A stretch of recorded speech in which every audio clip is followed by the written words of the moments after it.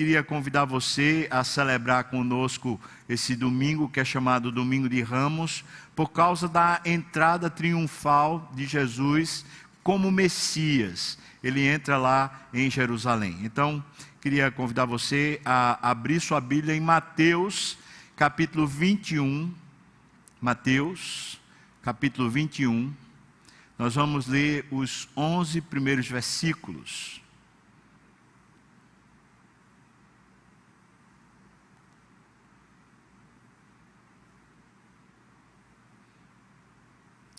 Mateus, capítulo 21, nós vamos ler os 11 primeiros versículos, tá bom? Vamos lá? Diz assim a palavra do Senhor. Quando se aproximaram de Jerusalém e chegaram a Betfagé, ao Monte das Oliveiras, enviou Jesus 2 discípulos, dizendo-lhes: Ide à aldeia que está aí diante de vós, e logo achareis presa uma jumenta, e com ela um jumentinho. Desprendei-a e trazei-mos. E se alguém vos disser alguma coisa, respondei-lhe que o Senhor precisa dele, e logo os enviará. Ora, isto aconteceu para se cumprir o que foi dito por intermédio do profeta: Dizei à filha de Sião: Eis aí vem o teu rei, humilde, montado em jumento, num jumentinho, cria de animal de carga. Indo os discípulos, e tendo feito como Jesus lhes ordenara, trouxeram a jumenta e o jumentinho. Então eles puseram em cima deles as suas vestes, e sobre elas Jesus montou. E a maior parte da multidão estendeu as suas vestes pelo caminho, e outros cortavam ramos de árvores, espalhando-os pela estrada. E as multidões, tanto as que o precediam como as que o seguiam, clamavam: Hosana ao filho de Davi, bendito que vem em nome do Senhor, Hosana nas maiores alturas. E entrando ele em Jerusalém, toda a cidade se alvoroçou, e perguntavam: quem é este? Quem é este? E as multidões clamavam: este é o profeta Jesus de Nazaré da Galileia. Amém. Vamos orar, irmãos. Senhor Jesus, nos ajude, como o Senhor prometeu, que nos enviaria o teu Espírito, e ele nos ensinaria e nos lembraria de toda a verdade. Nos ajude, ó Santo Espírito, traga luz ao nosso coração, aplica a tua palavra, Senhor. Ó Deus bendito e Pai, queremos te amar mais através dessa palavra, então toca o nosso coração, no nome de Jesus, amém, amém. O teólogo R.C. Sproul, ele escreveu um livro para criança, um livro infantil, chamado O Jumentinho que Carregou um Rei. Esse livro tem aí na Amazon e em outros lugares, é um livrinho bem simples, de fato é um livro para criança. A história que é contada no livro é de um avô falando para o seu neto a história do jumentinho que carregou Jesus. O nome do jumentinho é Jirico. Esse é o nome que foi dado pelo avô para o jumentinho. E o interessante na história é que o Jirico, que é narrado lá, ele permanece continuamente amarrado, sem fazer nenhum serviço, porque ele era muito novo. E na convivência com os outros jumentos, ele se queixa porque ele não faz nada. Então alguém resolve contar para ele a história de jumentos importantes que foram narrados na Bíblia. Aí contam a história da jumenta de Balaão, depois contam a história do jumento que é chamado aqui no livro de Barnabé, o jumento que carregou Maria quando estava sendo levada a Belém, quando ela estava grávida do menino Jesus. E o Jerico fica todo animado, pensando, será que algum dia eu vou fazer alguma coisa importante? Até que de repente chegam uns homens, naquele lugar onde ele está amarrado, junto com a sua mãe. E esses homens vão pegá-los, tem uma conversa, e ele ouve simplesmente dizendo assim, é que o Senhor precisa dele. E ele fica pensando, o que será isso? Então ele é levado e é colocado nas costas dele lá as roupas, e o Senhor Jesus se senta lá no lombo dele, e ele então entra aclamado pela multidão. E o Jerico fica assim, pensando na importância dessa obra que ele acabou de fazer.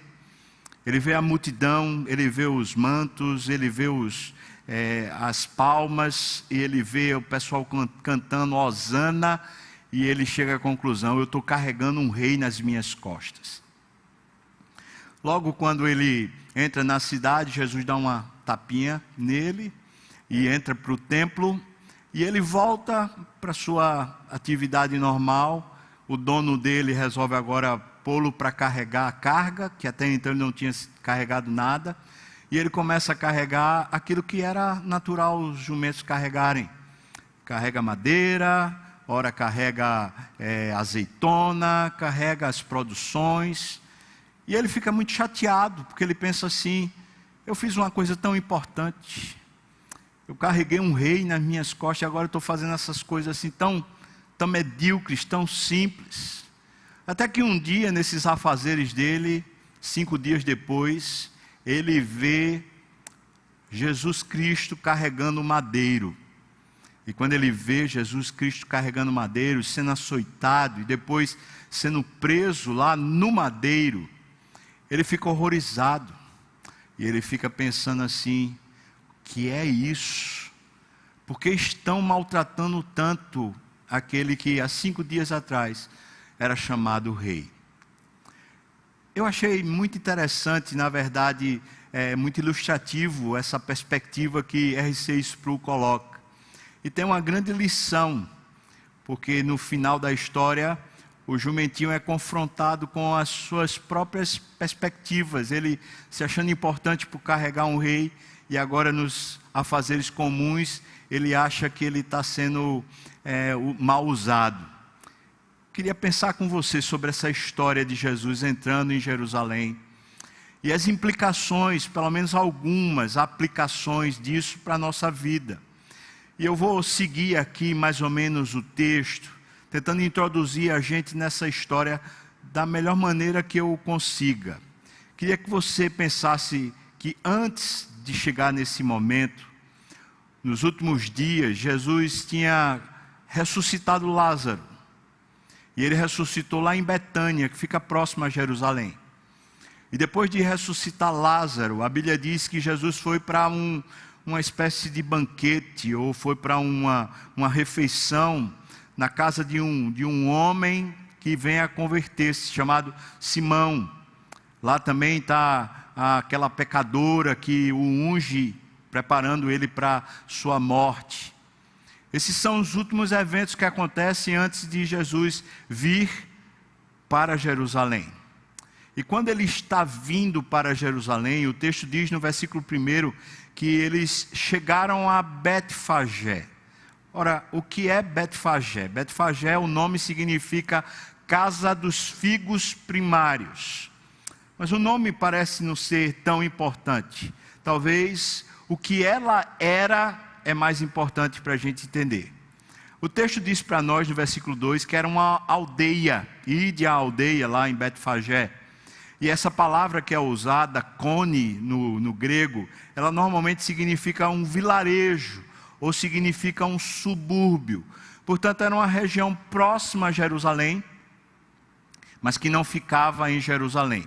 A distância dela para Jerusalém era cerca de 2.000 côvados, ou seja, mais ou menos 1 quilômetro de distância, que era o que era permitido se caminhar no dia de sábado. E aí o que é que a gente encontra na cidade ou no vilarejo de Betfagé?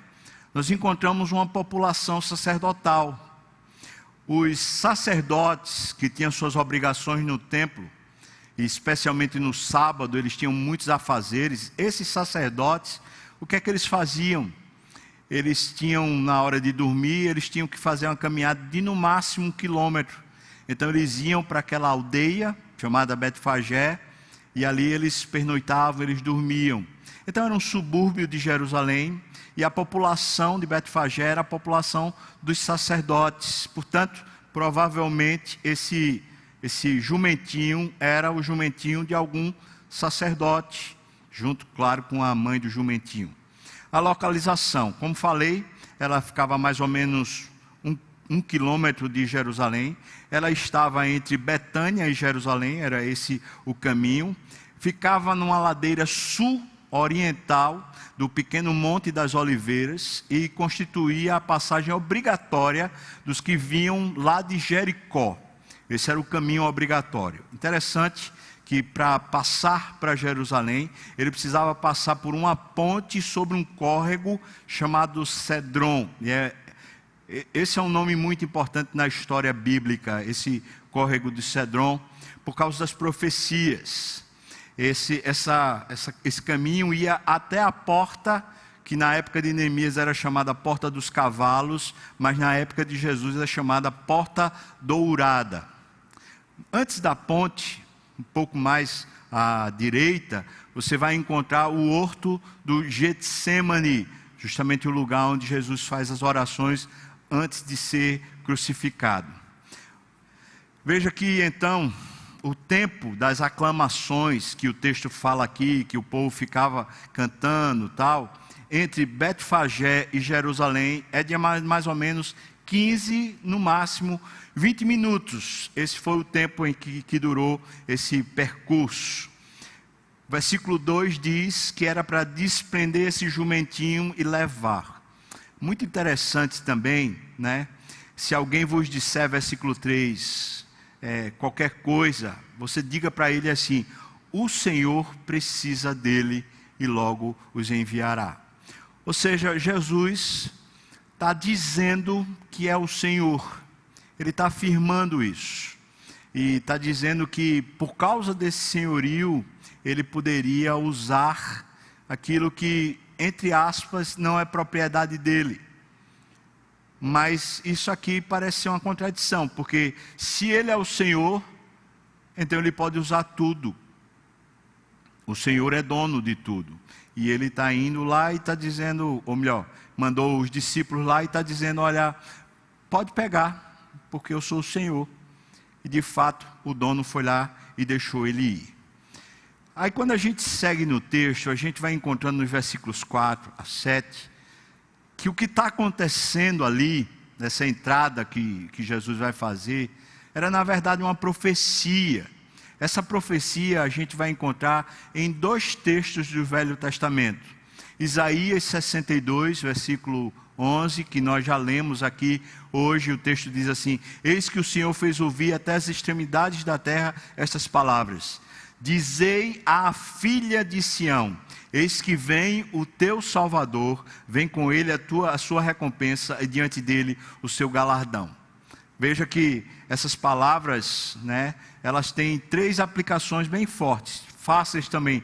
O Messias devia entrar em Jerusalém. Segundo, que a obra de salvação, a recompensa, seria trazida à cidade, que é a filha de Sião no caso. E o terceiro é que o resultado dessa salvação seria o galardão do Senhor, que a própria igreja estava diante dele. Ou seja, ele precisava seguir para poder chegar a esse galardão, conquistar esse galardão. A segunda profecia está lá em Zacarias, capítulo 9, versículo 9, diz: alegra-te muito, ó filha de Sião, exulta, ó filha de Jerusalém, eis aí vem o teu rei, justo e salvador, humilde, montado em jumento, um jumentinho, cria de jumento. É muito interessante a perspectiva que Zacarias coloca. Humilde, montado num jumentinho, cria de uma jumenta. Em Mateus, parece que o relato, veja como diz, né? O relato diz, versículo 7, trouxeram a jumenta e o jumentinho, então puseram em cima deles as suas vestes, e aí diz, e sobre elas Jesus montou. E aí fica a dúvida, Jesus montou sobre os dois animais, a jumenta e o jumentinho? Como é que a gente vai entender isso? Quando a gente lê Zacarias, a gente entende que ele montou no jumentinho, que era a cria da jumenta. Interessante também que o versículo de Mateus diz que eles colocaram as vestes sobre os dois animais. Colocaram, eu vou chamar de sela, né? Mas eram as vestes dele, para alguém sentar. Eles colocaram sobre a mãe, a jumenta, e colocaram também sobre o jumentinho. Mas Jesus só montou no jumentinho, não montou na mãe. Mas os discípulos meio que prepararam os dois para Jesus montar. Na Septuaginta, a tradução que foi feita do hebraico, né, traz a seguinte expressão: ele foi montado sobre uma besta de carga, o potro, um jumento novo. Então, o que é que a gente deduz disso? O que é que a gente crê? A gente crê que era um jumentinho que nunca tinha sido montado antes. E isso é importante. Por que isso é importante? Porque no Velho Testamento, os animais, para serem usados para Deus, eles precisavam ser animais que nunca tivessem sofrido jugo nenhum. Ou seja, para Jesus, que é Deus, poder usar aquele animal para o serviço de Deus, aquele animal precisava nunca ter levado carga nenhuma, ter sofrido jugo nenhum. Então isso é importante, sim, porque a profecia que está determinada lá coloca Jesus como sendo o próprio Deus, o Rei Deus, que agora vai entrar humilde, sentado num jumentinho. Então, já entendemos isso. Mas além disso, as profecias ainda trazem mais ensinamento. Os rabinos que tinham estudado o texto sobre o Messias, quando o Messias viria, a primeira vinda, eles acreditavam que, especialmente em Daniel, capítulo 7, versículo 13, eles acreditavam que o Messias, se Israel fosse puro, o Messias viria nas nuvens. Ou seja, eles não faziam distinção entre a primeira vinda e a segunda vinda do Messias. Para eles, a expectativa do Messias era de que ele viria. E então eles deduziam o seguinte: Daniel capítulo 7, 3, se Israel for puro, quando ele vier, ele vem nas nuvens. Mas se Israel não for puro, quando ele vier, ele vem andando no jumentinho para entrar na cidade. Ou seja, para os rabinos, para os sacerdotes, aqueles que emprestaram o jumentinho, juntamente com todos que estão dentro de Jerusalém, daqui a pouco a gente vai falar que estava numa época de duas festas, uma festa chamada Sucote, festa das tendas, e depois a festa da Páscoa.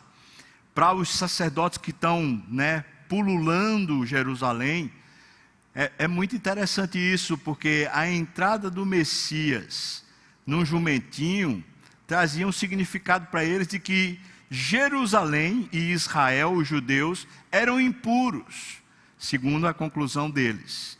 E o que é que simbolizava então o jumentinho?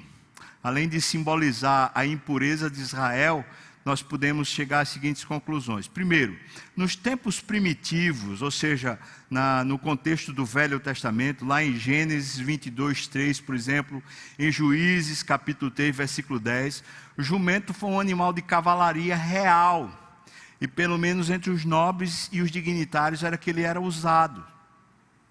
1 Reis capítulo 1, versículos 33 a 35, conta a cerimônia em que Salomão foi entronizado após cavalgar sobre um mulo, uma palavra em hebraico que poderia significar o jumento.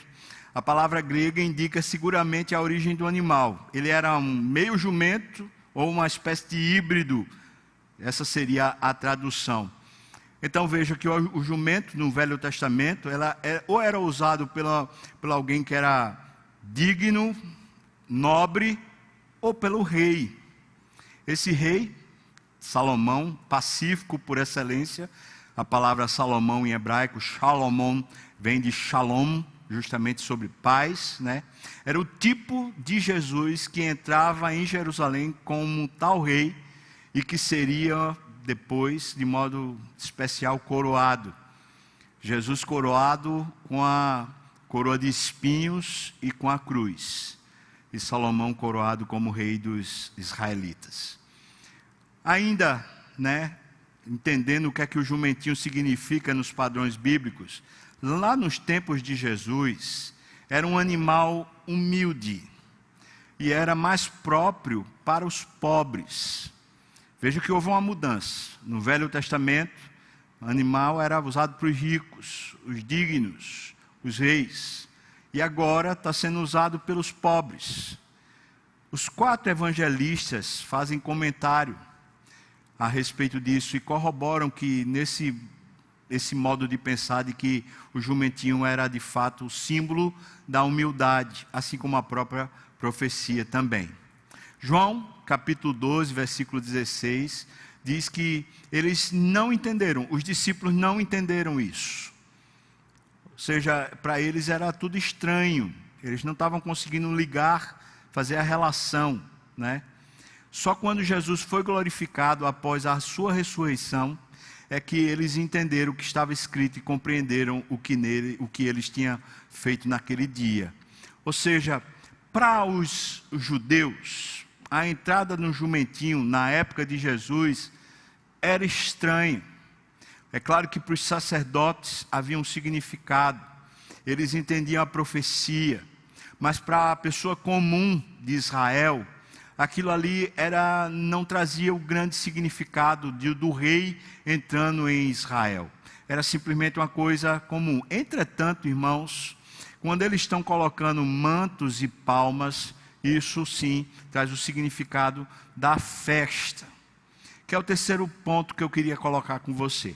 A época em que acontece essa entrada em Jerusalém. A época é a chamada Festa das Cabanas ou Festa das Tendas, Sucote. O que é que acontecia? Como Israel tinha saído do Egito e andou e peregrinou em tendas durante 40 anos até chegar à Terra Prometida, o que acontecia foi que eles precisavam lembrar constantemente que eles tinham andado em tendas. Então, na semana que precedia a Páscoa, os israelitas deixavam suas casas feitas de alvenaria, e eles iam para tendas, passar a semana em tendas. E essa era a festa das tendas, a festa dos tabernáculos, a festa das cabanas. E é isso o momento em que Jesus está entrando em Jerusalém. Veja que diz aqui, né, versículo 8, diz: a maior parte da multidão estendeu suas vestes pelo caminho, eles cortavam ramos de árvores, espalhando-os pela estrada. E versículo 9, as multidões, tanto as que o precediam, como as que o seguiam, clamavam: Hosana ao filho de Davi, bendito que vem em nome do Senhor, Hosana nas maiores alturas. Isso aqui é a celebração da festa. Esse era o momento de fazer isso. Lá em Levíticos, capítulo 23, versículo 40, diz: nos primeiros dias vos munireis de belos frutos, de folhas de palmeiras, de ramos de árvores frondosas e de salgueiros das torrentes. Era assim a celebração da festa. Eles pegavam essas coisas para poder fazer as suas tendas, né? Pegavam esses ramos, essas palmas, para poder fazer as suas tendas. Essa festa em que eles clamavam Hosana, que é Roshaná, era um grito de resposta e júbilo pela saída do cativeiro, não é? Acompanhado de uma agitação de ramos, de salgueiro, de mirto, que é a murta, né? A palmeira também. Era a festa do Sucote, a festa das cabanas. No templo, os judeus acompanhavam o cântico do grande Halel.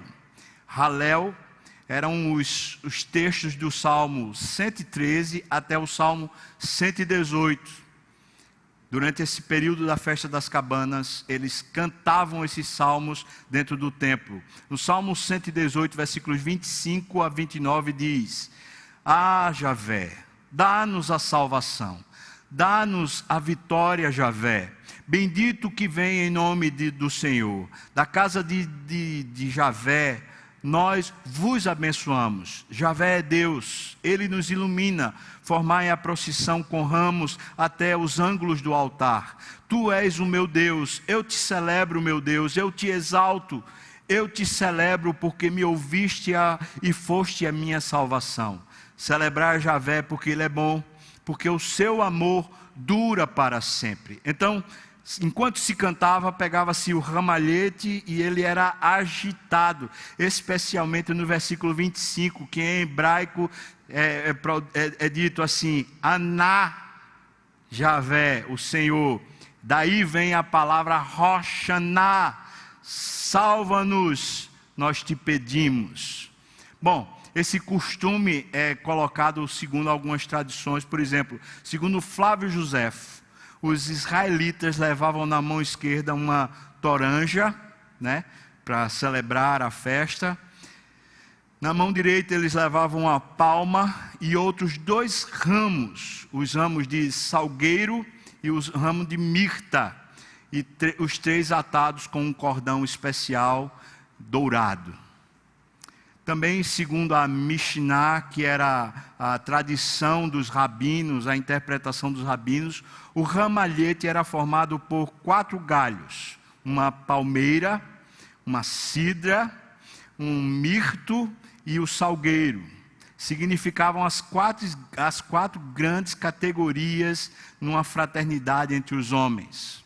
Já segundo o Talmud, a palmeira era um símbolo da força religiosa, o mirto da inocência, o salgueiro da modéstia e a toranja, a amenidade e o amor ao próximo. Primeiramente eles eram atados com um laço de palmeira e logo com um cordão de ouro, pelo menos para os habitantes de Jerusalém. Então veja, isso aqui é a festa. O que eles estão é celebrando uma festa. E de repente acontece daquele homem começar a vir.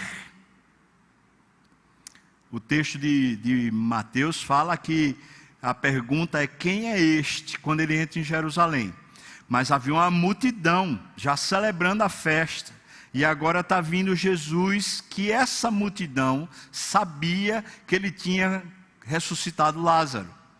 Que essa multidão sabia que ele tinha feito muitos milagres. Portanto, essa multidão era composta de pessoas que ouviram, perceberam, viram o milagre, ou receberam o milagre, ou tiveram seus parentes que receberam os milagres de Jesus. Essas histórias a respeito de Jesus agora estão no ápice. Portanto, para esses que estão fora da cidade, nesse caminho entre Betfagé e Jerusalém, e estão levantando as palmas, levantando esses cordões, eles estão olhando para Jesus como uma figura distinta, como um profeta, como uma celebração do Antigo Testamento, uma perspectiva: Deus está visitando agora o seu povo. Entretanto, quando ele entra em Jerusalém, a pergunta é: quem é este? E isso é muito interessante. O que eram os mantos? Como está aqui, diz que eram mantos e palmas, que eram que eles faziam. O que eram esses mantos? Versículo 8 diz: estendeu as suas vestes pelo caminho. Bom, esse costume dos mantos nasceu lá em 2 Reis, capítulo 9, versículo 13, quando o rei Jeú, ele foi proclamado rei. Veja que está assim escrito: cada um dos chefes do exército tomou o seu manto e, lançando-o aos seus pés sobre os degraus e ao som da trompa, clamaram: Jeú é rei. Portanto, os mantos era a perspectiva de que era um rei. Era alguma coisa muito parecido com o que a gente tem hoje quando coloca um tapete vermelho para uma celebridade passar. Para os romanos, esse símbolo, isso não era só de Israel, de colocar os mantos para a autoridade passar. Os romanos faziam isso também. Isso é relatado lá no caso de Útica. Os soldados espalharam os mantos para que ele andasse sobre eles como se fosse um tapete.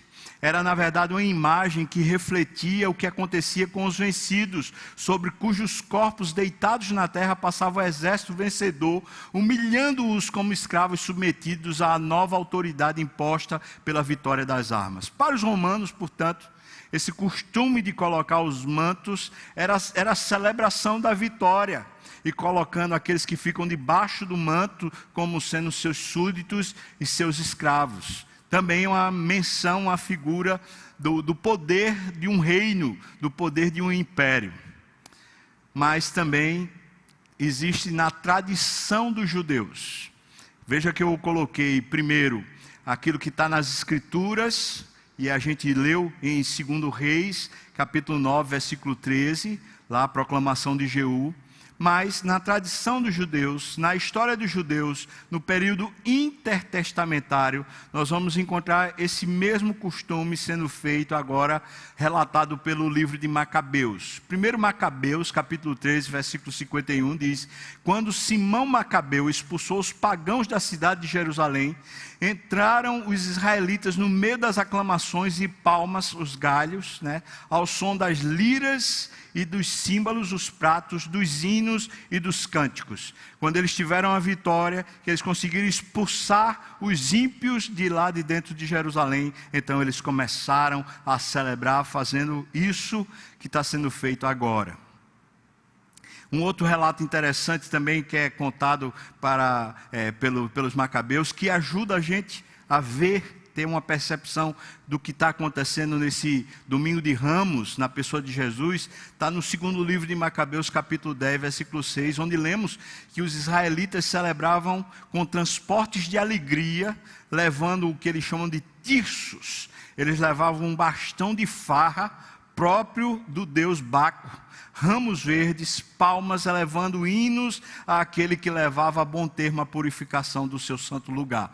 Ou seja, junto com essa celebração de trazer as palmas e os mantos, estava o sentido da purificação do templo, que levava pelo menos 8 dias para purificar o templo, para a Páscoa. E Jesus, no entanto, quando chega em Jerusalém, a primeira coisa que ele faz é entra no templo e o purifica. Ele purifica de uma vez só com aquele azorrague de cordas, onde ele vai, expulsa os cambistas, expulsa os animais e diz que a casa do Pai é a casa de oração. O que é que significa essa expressão Hosana, que é cantada, e é cantada justamente por causa da festa, como eu acho que você já entendeu. O que é que ela significa? Veja que aqui nos versículos 9 diz: Hosana ao filho de Davi, bendito que vem em nome do Senhor, Hosana nas maiores alturas. Hosana em hebraico é o Roshaná. O Roshaná é um vocabulário hebraico que define que existia uma poesia litúrgica, e essa palavra era cantada como um estribilho, significando: ajuda-nos, ó Deus. Era uma oração, na verdade. Era cantada, celebrada, mas era uma oração que era feita na festa do Sucote, na festa das cabanas. Senhor, nos ajude, Senhor, nos ajude. Em outra tradução seria mais ou menos assim: salva-nos, vos pedimos, ou te pedimos.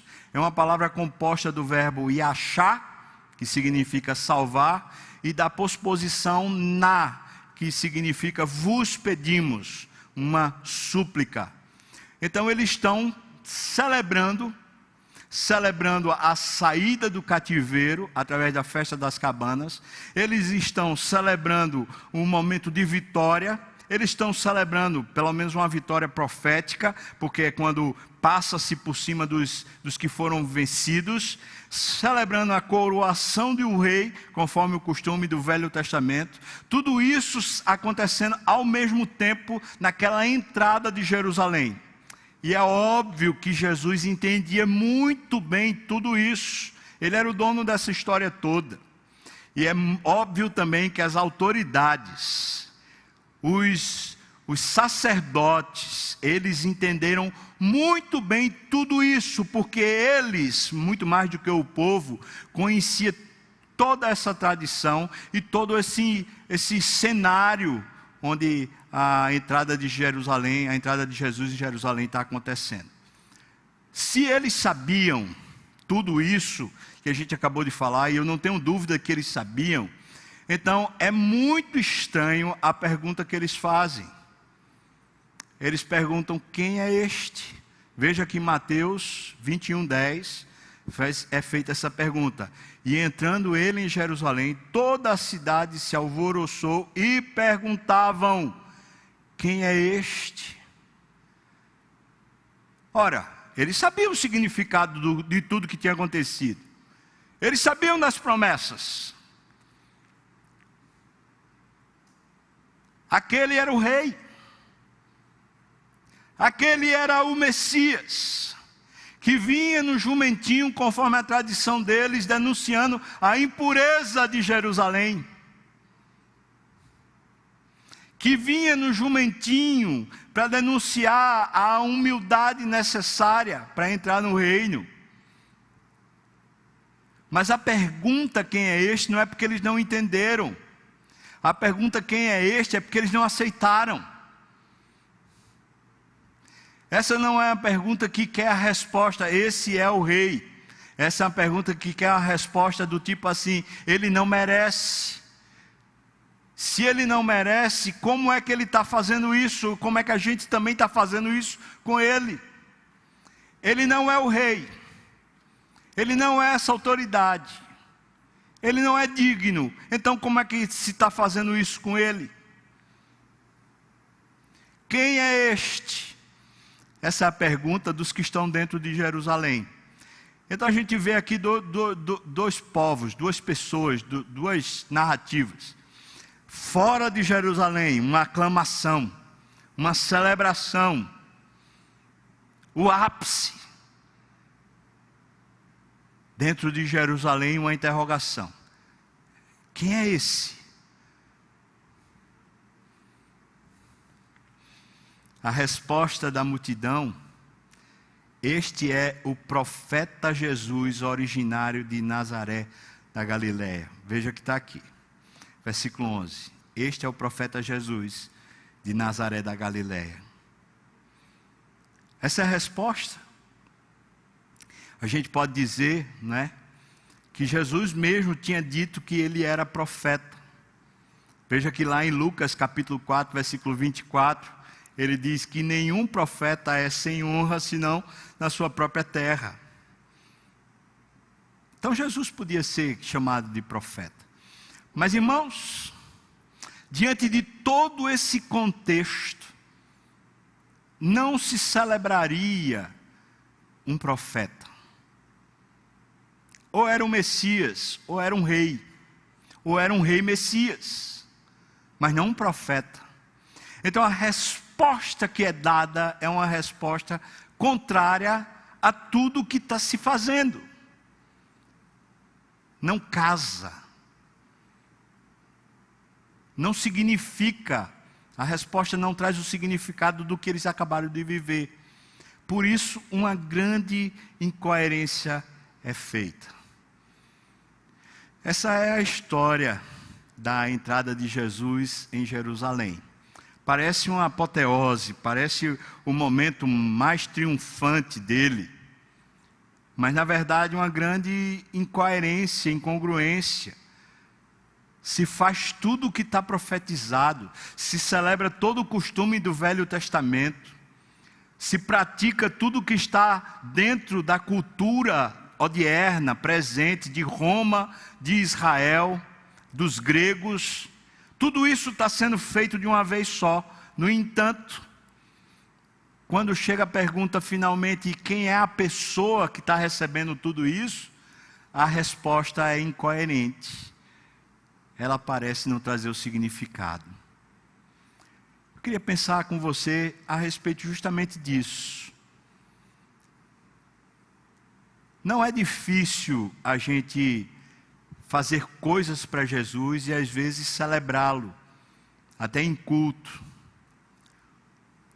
Muito interessante, por exemplo, quando a gente chega no final do ano, um culto de Natal, culto de Ano Novo, a igreja fica cheia de pessoas que não são da igreja. Elas vêm pedir a Deus a bênção para um ano novo, vêm celebrar o Natal mesmo sem conhecer muito bem quem é este. Não é estranho se celebrar a pessoa de Jesus. O que é estranho é celebrar a pessoa de Jesus sem saber quem ele é. Quem é este? Quem é este? E acho que essa pergunta que é feita dentro de Jerusalém é a grande pergunta para ser feita por nós. Quem é Jesus para você? Eu queria fazer, a princípio, 2 aplicações, depois eu vou voltar lá para o jumentinho. Primeira aplicação: a entrada triunfal de Jerusalém é narrada nos 4 evangelhos. E é um sinal de que foi um fato marcante na igreja primitiva. Nenhum dos evangelhos deixa de narrar. Foi a entrada de um rei pacífico na sua cidade, conforme lá Salomão. E Jesus mesmo declarou lá em Lucas, capítulo 19, versículo 41, se neste dia tu também conhecesses a mensagem da paz, ó Jerusalém, porque essa sua entrada foi rejeitada posteriormente pelos judeus. Por quê? Por quê? Lá em João, capítulo 19, versículo 15, diz que eles falaram, os judeus, não temos rei, o nosso rei é César. Justamente quando o Pôncio Pilatos está dizendo, esse aqui é o rei de vocês. E eles falam então, não temos rei, o nosso rei é César. A entrada de Jesus como rei é típica de quem o recebe pela primeira vez como discípulo. Nós o recebemos, nós o amamos, nós dizemos para ele, pode fazer o que quiser, mas logo, logo chega a hora difícil, chega a hora do compromisso, e mais uma vez, por motivos de considerações puramente humanas, nós simplesmente começamos a desistir. Nossas ambições, riquezas, paixões, as discrepâncias modernas que causam covardia e vergonha, fazem a gente simplesmente, em vez de segui-lo, estranhá-lo e perguntar, quem é ele para eu continuar seguindo? Quem é ele para eu continuar me submetendo? Quem é ele? Paulo diz que quando nós chegamos a esse tipo de vida, que em vez de submeter e em vez de adorar, a gente questiona. Paulo diz lá em Filipenses 3,18 que nós nos tornamos de inimigos da cruz de Cristo. Ou seja, quando a nossa atitude é essa, nós largamos a homenagem e passamos a estranhá-lo. Nós largamos o compromisso e passamos a viver os nossos interesses. Jesus é o seu Senhor?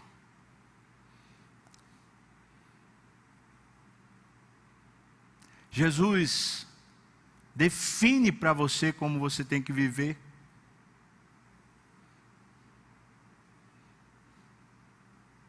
Se alguém quiser vir após mim, dia a dia, negue-se a si mesmo, tome a sua cruz e siga-me.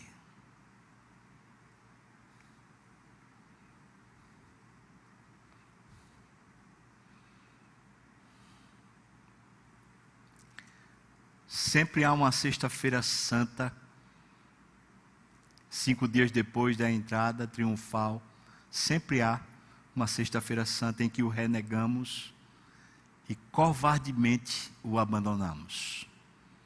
Quando os nossos interesses, ambições, riquezas, paixões ficam maiores do que a nossa adoração.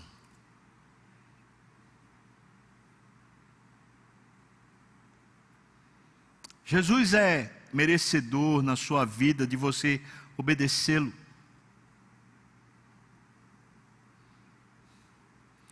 Segunda aplicação que eu queria fazer. O verdadeiro rei a quem servimos, na maioria das atuações da nossa vida, parece ser a riqueza, o poder, o aplauso do público. Será esta a causa última da nossa conduta?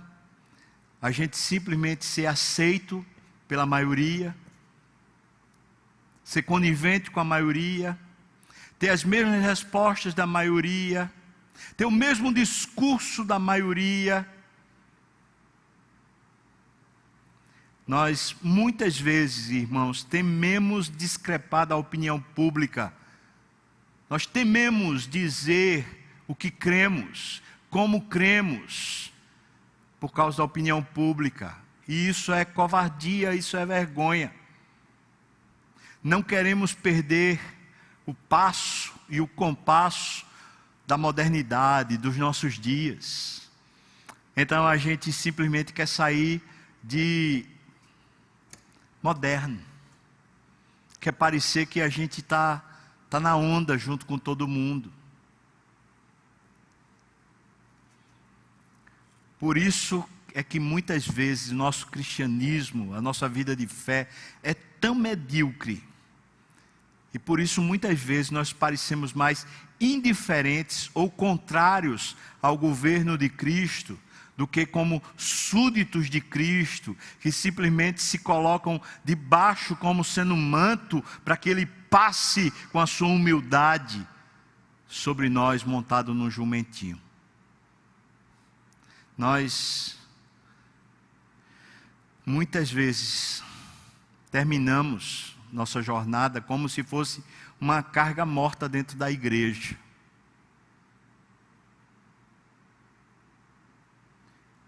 E muitas vezes terminamos até sem igreja, porque nós seguimos a onda foi do mundo, a onda foi do diabo, seguindo o mesmo discurso do diabo e do mundo. Pense nisso. O final da história lá do jumentinho conta para nós que o jumentinho, quando viu Jesus naquele sacrifício, ele ficou horrorizado. E ele foi perguntar por que isso para o jumento Barnabé que tinha carregado. E o jumento Barnabé diz: eu vi dos pais dele falando que ele teria que sofrer para salvar o seu povo. E agora está se cumprindo a profecia. E Jerico, quando vê Barnabé falando isso, Barnabé, o outro jumento, né, falando isso para ele, ele começa a entender. Jerico estava confuso e triste. E ele diz assim: eles não deveriam ter feito Jesus carregar aquela cruz horrível. Ele é o rei. Por que ele teve que carregar aquela cruz? Por que eles estavam tão zangados com Jesus? E depois de ouvir o Barnabé, o próprio Jerico diz: quem sou eu? Eu posso ser usado para servir a Deus de qualquer maneira. Pense nisso, irmão. Nosso compromisso com Jesus é o compromisso com o Rei.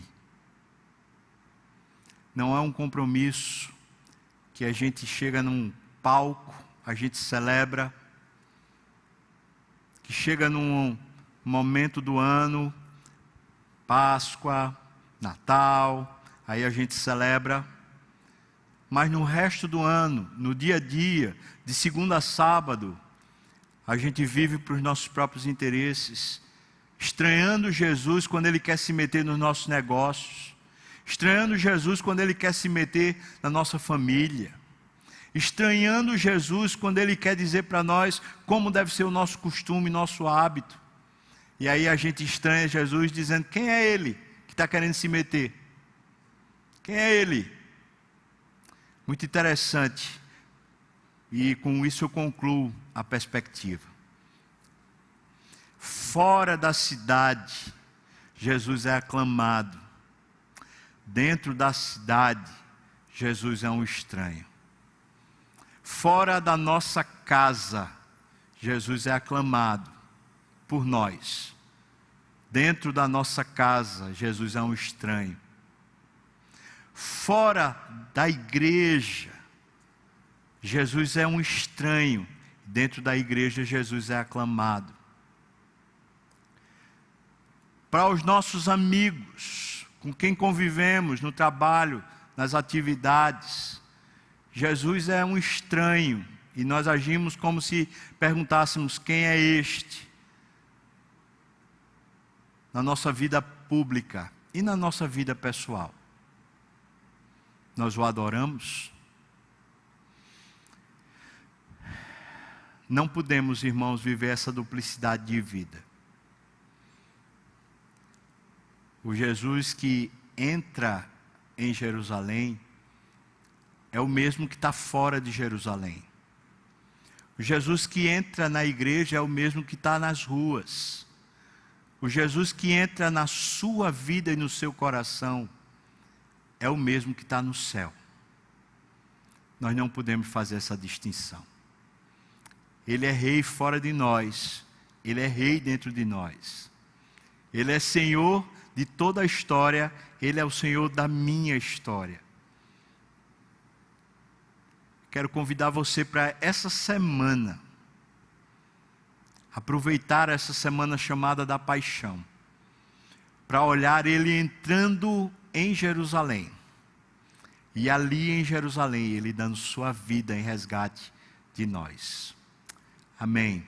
Deus abençoe. Vamos orar? Deus abençoe sua vida, irmão, muito.